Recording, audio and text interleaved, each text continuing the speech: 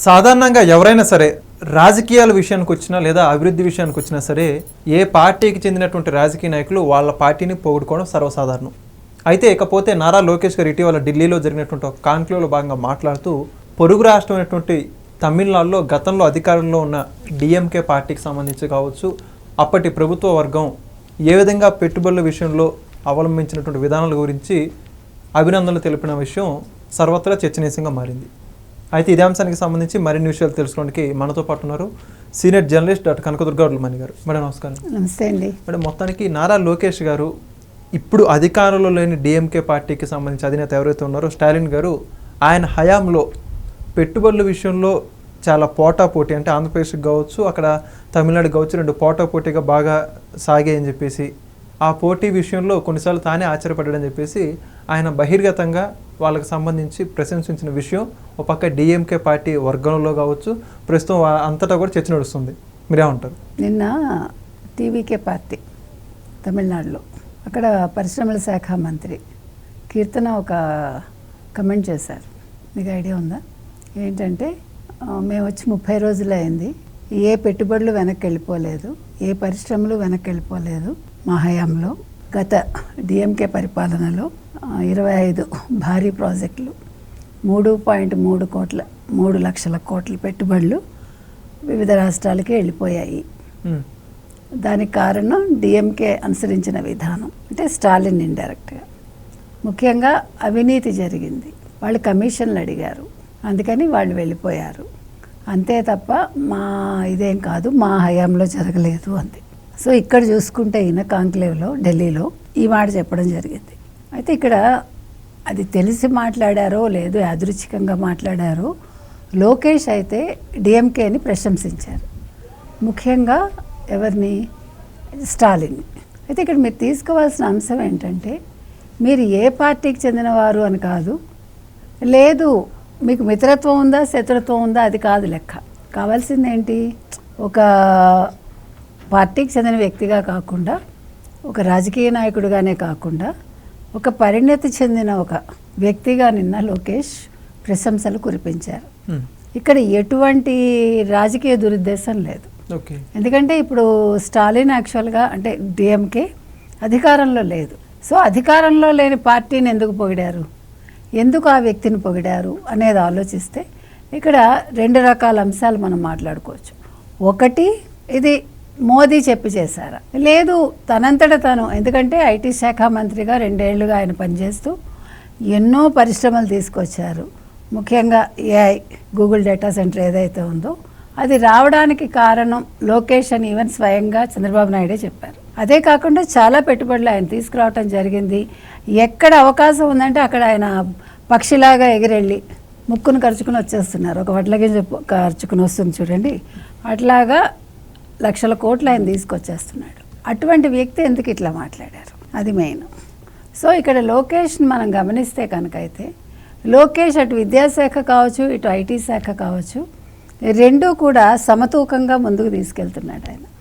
మీరు గమనించండి, ముఖ్యంగా విద్యలో మనం చూసుకుంటే కనుక అయితే మీకు నైతిక విలువలు ఇంతకుముందు ఏ ప్రభుత్వం పెట్టాల. సో నైతిక విలువలను ఆయన ఇంట్రడ్యూస్ చేశారు. గత సంవత్సరం 6వ క్లాస్ నుంచి 10వ క్లాస్ వరకు చాగంటి కోటేశ్వరరావు గారిని నైతిక విలువల సలహాదారుగా నియమించి వారి ప్రవచనాలను పుస్తకంగా పబ్లిష్ చేయించి పెట్టారు. ఈ సంవత్సరం 1వ క్లాస్ నుంచి 5వ క్లాస్ వరకు కూడా పెట్టడం జరిగింది. ఒక మనిషి ఇందాక కూడా మాట్లాడాడు ఆయన, ఏ వ్యక్తి కూడా నేను మార్కులు తెచ్చుకోకపోవడం వల్ల వెనకబడ్డానని కానీ, అంటే దేనికి కూడా విద్యార్థులు బాధపడకూడదు, అది ఎవరి తప్పిదమైనా కావచ్చు. సో ఆయన ఫోకస్ అనేది 2 పక్కలా పెడుతున్నారు, అటు విద్య ఇటు ఐటీ. సో ఇక్కడ మోదీ చెప్పి చేశారా? ఎందుకు మోదీ చెప్తారు?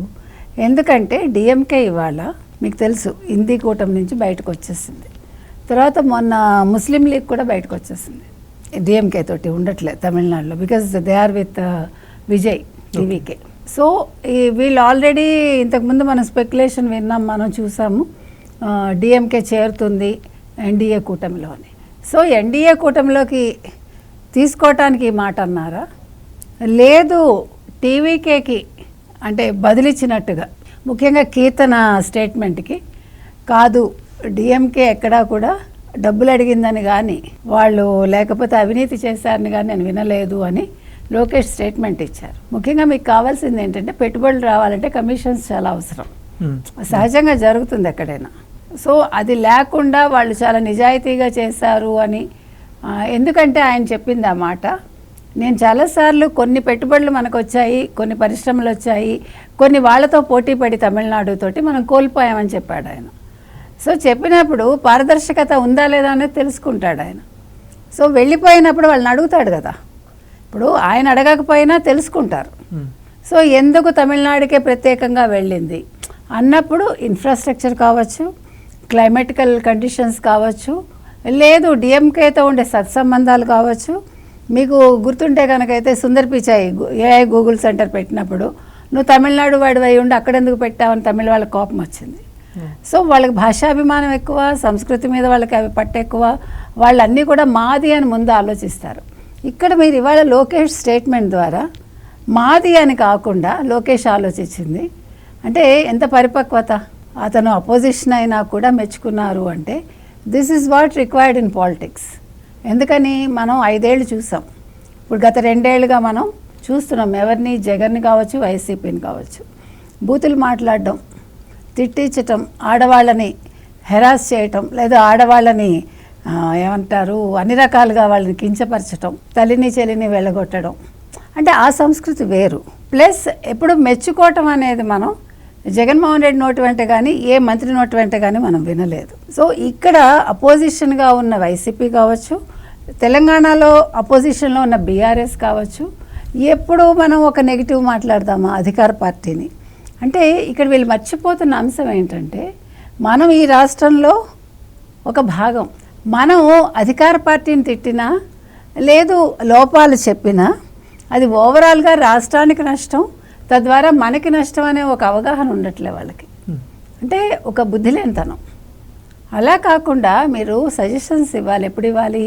ఇప్పుడు ఒక ప్రాజెక్ట్ వస్తుందండి, వచ్చినప్పుడు ఏమనాలి, మొత్తం దానికి సంబంధించిన లావాదేవీలన్నీ అయిపోయాక లేదు అయ్యే క్రమంలో వాళ్ళు వ్యక్తిగతంగా అధికార పార్టీకి ఒక నోట్ పంపించవచ్చు. దే నీడ్ నాట్ అంటే పబ్లిక్ చేయక్కల, పంపించి ఏం చెప్పాలి, ఇక్కడ ఇది మీరు చేస్తే బాగుంటుందండి ఒక సలహా, లేదు ఈ రకంగా చేయండి, ఇంత పెట్టుబడులు అయితే పెట్టచ్చు మనం, లేదు ఇంత పెట్టుబడులు వీళ్ళ దగ్గర నుంచి తెచ్చుకోవచ్చు, because already you have experience, enough experience ఉంది కాబట్టి. కానీ అది చేయకుండా ఎంతసేపు తప్పులు వెతుకుదాము, వ్యక్తిగతంగా దూషిద్దాము. ఇప్పుడు రాజకీయాలు ఎస్పెషల్లీ 2 తెలుగు రాష్ట్రాల్లో అలా ఉన్నాయి, అపోజిషన్ ఐమ్ టాకింగ్ అబౌట్.